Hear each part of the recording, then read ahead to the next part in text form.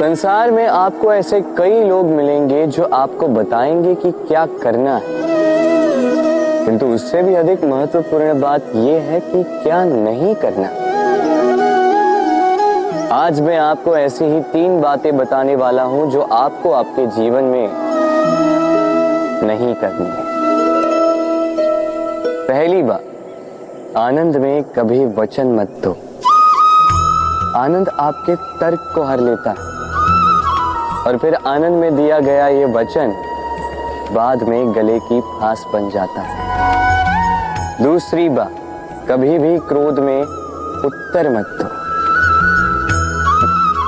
क्रोध आपके विवेक को खा जाता है, भविष्य दृष्टि को बाधित कर देता है और फिर कुछ क्षण के लिए आया ये क्रोध, इसमें दिया गया उत्तर बाद में जीवन भर के लिए प्रश्न बन जाता है। और तीसरी बात, कभी भी दुख में निर्णय मत लो। दुख आपके सोचने समझने की क्षमता को सीमित कर देता है और दुखी मन से लिए गए निर्णय सदा दुख ही देते हैं। सच कहा जाए तो वचन, उत्तर और निर्णय कभी भी जीवन में सोच विचार करके ही लेने या देने चाहिए। सोच विचार करके कार्य करोगे तो इस संसार में किसी भी समस्या का हल बूझना नहीं पड़ेगा। राधे राधे। आज मैं आपसे 3 प्रश्न पूछूंगा। तो पहला प्रश्न, ऐसा कौन है जिस पर लगातार प्रहार करने के पश्चात भी वो मुस्कुराए और आपको सुख दे? आपका उत्तर होगा धरती या वृक्ष। दूसरा प्रश्न, ऐसा कौन है जो बिना आपके कुछ कहे सब जान जाता, सब समझ जाता है और फिर निस्वार्थ भाव से आपकी सहायता करता है? अब आपका उत्तर होगा भाई या मित्र। और तीसरा प्रश्न, ऐसे कौन से भगवान हैं जो स्वयं विष का घूंट पीकर आपको जीवन का अमृत प्रदान करते हैं? अब आपका उत्तर होगा महादेव। यदि आपके उत्तर ये हैं, तो आपके उत्तर गलत है। इन सारे प्रश्नों का एक ही सही उत्तर है और वो है मां। स्तनपान करते समय आपने उन्हें कितनी लात मारी, किंतु फिर भी मुस्कुरा के वो आपको आशीष देती रही। आपके बिना कुछ कहे वो सब जान जाती हैं और इस जीवन की कठिन परिस्थितियों के विष का घुट पीकर आपको सुख का अमृत देती हैं।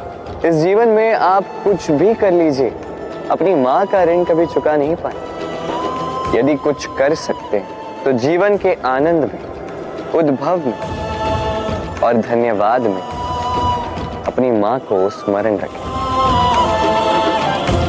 और मेरे साथ प्रेम से कहें राधे राधे। सबसे अच्छा युद्ध वो जो कभी लड़ा ही न जाए, अर्थात समझौता, संधि हर आवश्यक परिस्थिति में शुभ होता है। अपने से शक्तिशाली से समझौता करने वाला विद्वान, अपने बराबरी वालों से समझौता करने वाला गुणवान और अपने से दुर्बल से हाथ मिलाने वाला दयावान। एक युद्ध आपको कई सारे शत्रु दे सकता है, किंतु एक समझौता आपको एक मित्र दे सकता है। इसलिए मुट्ठी तभी थामिए जब युद्ध को टालना असंभव हो जाए, अन्यथा हाथ बढ़ाकर मिलाइए, क्योंकि मिलने में सुख है, जलने में नहीं। राधे राधे। गिरने में कोई आपत्ति नहीं है, बस गिरो तो उस बूंद की भांति जो इस संसार को नया जीवन देती, और उस उठने में भी कोई अच्छाई नहीं जिसमें किसी और के कांधों पर पाव रखकर उठा जाए। अपने अस्तित्व को खोने में कोई बुराई नहीं, और उस बीज की भांति जो एक नए वृक्ष को अस्तित्व में लाता है, परंतु उस अस्तित्व को बनाने का भी क्या लाभ जो किसी और के स्वप्न को बिखेर कर बने। क्रोध में कोई बुराई नहीं। यदि वो किसी दुष्ट को मार्ग पे ले आए, परंतु उस मौन, उस दया का क्या लाभ जो आपको दुर्बल बना। अर्थात अच्छा या बुरा कर्म नहीं होता, बस वो कब, किस स्थान पर और कैसे किया जाए, वो निर्णय अच्छा या बुरा होता। यदि सही समय पर करो तो वो गुण है, अन्यथा वो घुन जो भीतर तक आपको खाता जाए। राधे राधे। मनुष्य सदा सोचता है फल के विषय कि मैं जो करने जा रहा हूं उसका फल क्या होगा, उसका परिणाम क्या होगा। पर इसकी चिंता क्यों? क्योंकि कर्म यदि शुभ हो तो परिणाम बुरे हो ही नहीं सकते। शुभ की इच्छा से कार्य करने वालों को फल की चिंता कैसी? जो फूल बेचते हैं उन्हें कभी कभार कांटे अवश्य चुभ जाते हैं, किंतु सुगंध उनके हाथों में रह ही जाती है।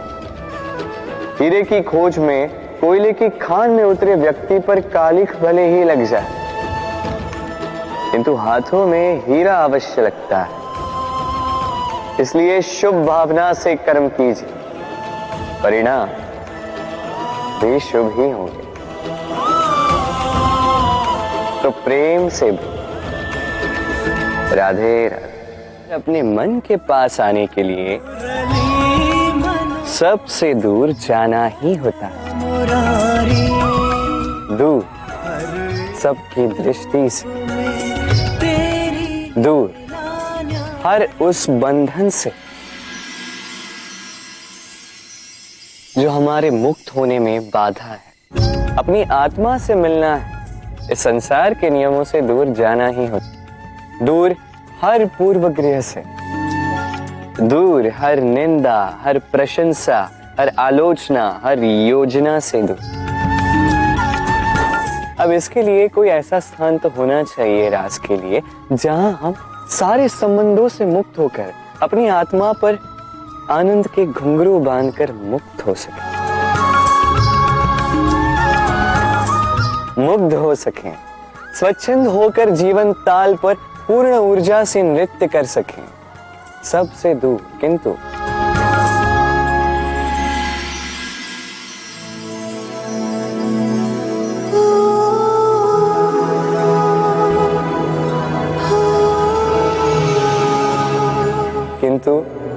एक साथ, एक दूसरे के साथ। एक और महत्वपूर्ण बात, क्योंकि हमारा मन सबसे अधिक गोपनीय है, इसीलिए रास का ये स्थान भी गोपनीय है। और इस रास स्थल में आने वाली हर एक कन्या मेरे लिए मेरे सखी से भी अधिक प्रिय, महत्वपूर्ण, अर्थात मेरी गोपनीय सखी होगी, मेरी गोपी होगी।